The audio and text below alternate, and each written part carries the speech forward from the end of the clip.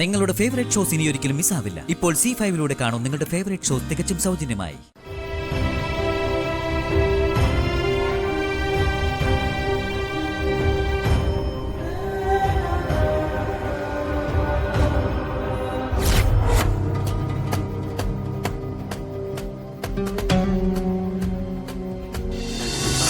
ദേവി, എവിടെയാ, എങ്ങോട്ടാ പോയതെന്നറിയാതെ ഞാൻ എന്ത് ചെയ്യും? സഹായത്തിന് പോലും ഒരാളില്ലെന്നറിയാലോ. പിന്നെ എന്തിനാ എന്നെ ഇട്ടിങ്ങനെ തീ തീറ്റിക്കുന്നത്? ഈ രാത്രിയില് ഞാനിത് എവിടെ പോയി നോക്കാനാ? ആകെ ഒരു സഹായത്തിന് വരുന്നത് വിഷ്ണുവാ. ആ വിഷ്ണുവിനെ കുറിച്ച് ഒരു അറിവുമില്ല. ഇനി വിഷ്ണു ശാലിനെ തിരക്കി നടക്കുവാണോ? ഒരു ആശ്രയവും ഇല്ലാതെ അവിടുത്തെ മുന്നിൽ നിന്ന് കരയാനല്ലേ എനിക്ക് കഴിയൂ.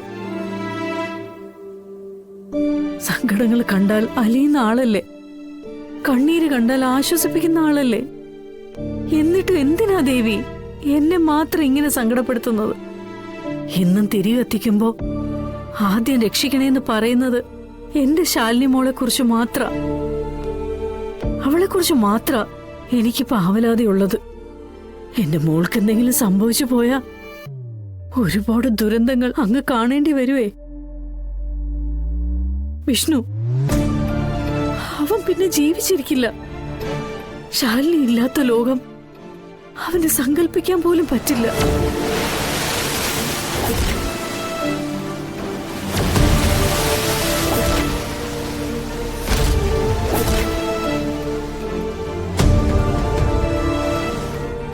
ദേവി, എനിക്കെന്റെ മോളെ കിട്ടണം.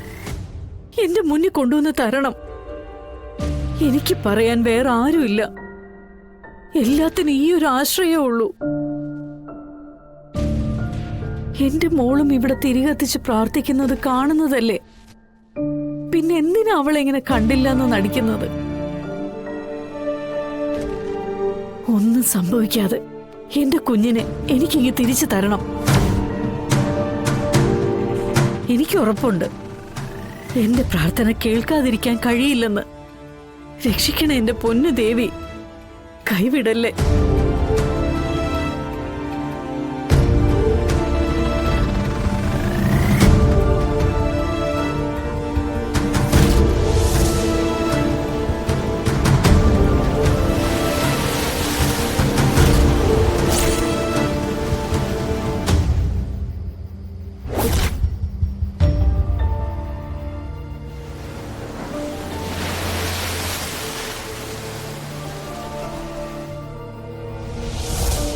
ശാലിനിയില്ലാതെ ഞാൻ ഈ കടൽ തീരം വിട്ടു പോവില്ല.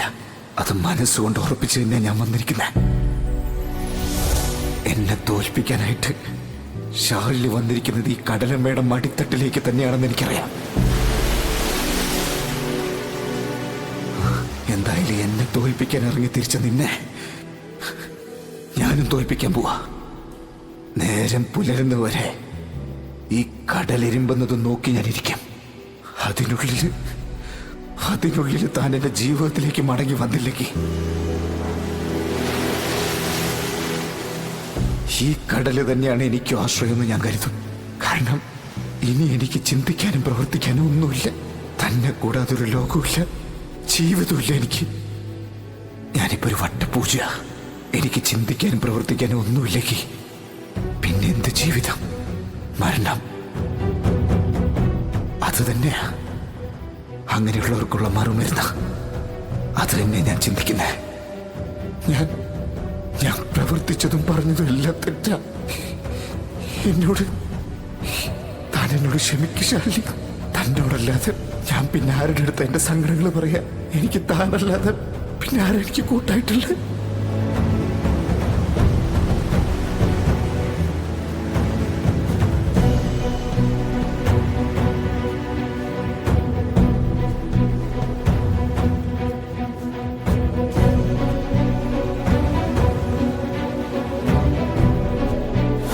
മനസ്സും ശരീരം മറ്റൊരാൾക്ക് നൽകിയിട്ട് വീണ്ടും എന്റെ മുമ്പിൽ സ്നേഹം കാണിച്ചു വരുന്ന നിന്നെ എന്ത് പേര് തടി വിളിക്കട്ടെ?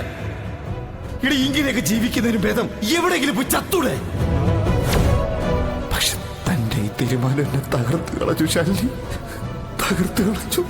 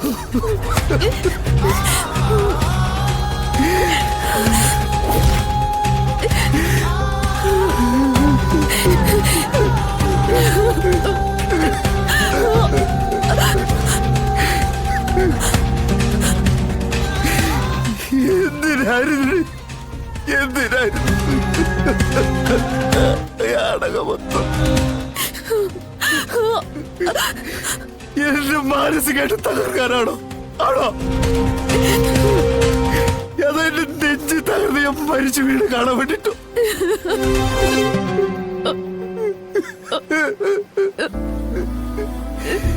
എന്തിനാണെങ്കിലും ഞാൻ മരിച്ചു. എന്നെ കൊല്ലാതെ നീ കൊന്നു. ഇപ്പൊ നിന്റെ മുന്നിൽ വന്ന് നിൽക്കുന്നത് വിഷ്ണുവിന്റെ ജഡം മാത്രമാ. ജഡം മാത്രം. എടി അത്രയ്ക്ക് ഞാൻ കുറഞ്ഞ സമയം കൊണ്ട് അനുഭവിച്ചു. മരിക്കാൻ വേണ്ടി തന്നെ വന്നത്. ഞാൻ ദൈവത്തെ പോലെ കൊണ്ടു നടക്കുന്ന ആളെന്ന് കേൾക്കാൻ പാടില്ലാത്ത വാക്കുകൾ കേട്ടപ്പോ ഒരു നിമിഷം ഞാൻ എന്നെ തന്നെ മറന്നു. ഡൗൺലോഡ് ചെയ്യൂ C5 ആപ്പ്. കാണൂ എല്ലാ എപ്പിസോഡുകളും സൗജന്യമായി.